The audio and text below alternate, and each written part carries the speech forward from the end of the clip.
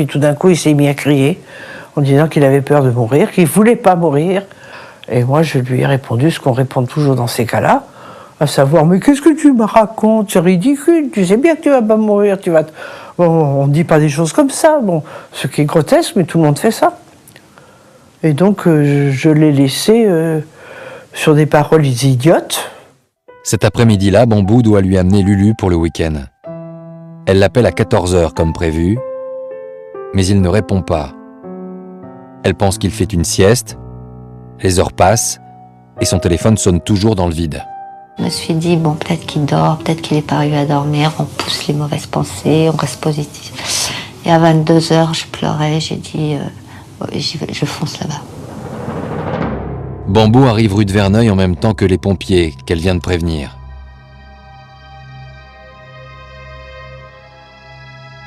J'ai dit, allez, la chambre est là-haut. J'étais déjà passée par le jardin, j'avais vu qu'il n'était pas dans la cuisine. J'ai dit, il n'y a pas de lumière, ni en bas, allez tout de suite en haut. Et comme il ne redescendait pas, donc j'étais idiote. Pas totalement idiote.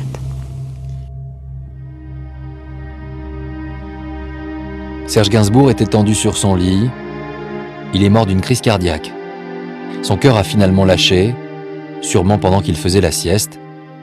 Il n'a pas souffert. J'ai remercié tout de suite en me disant, mon Dieu, il ne s'est pas vu partir. Et tant mieux, tant mieux, tant mieux, tant mieux. Le lendemain matin, Jane Birkin arrive rue de Verneuil, accompagnée du manager de Gainsbourg, Philippe Le Richaume. Elle était à Londres et elle a pris le premier avion pour Paris. Je pensais que c'était faux, que ça pouvait pas être vrai. Et quand j'arrivais à Charles de Gaulle avec mon petit-fils, si tôt le matin, je me suis dit, mais non, Paris continue de bouger, peut-être c'est faux. Et puis j'ai vu Philippe Le Richaume qui m'attendait. Et j'ai dit, peut-être il va faire boue. Et Philippe a dit, il ne ferait plus jamais boue. Voilà.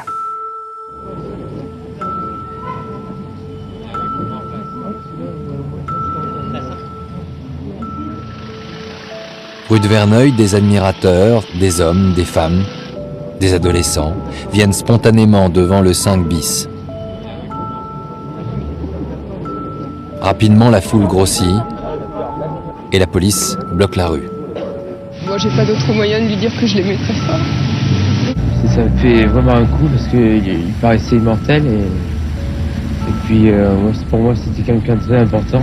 40 ans de musique, 40 ans, il a bien marqué mon époque, c'est pour ça que je suis là, je l'aime.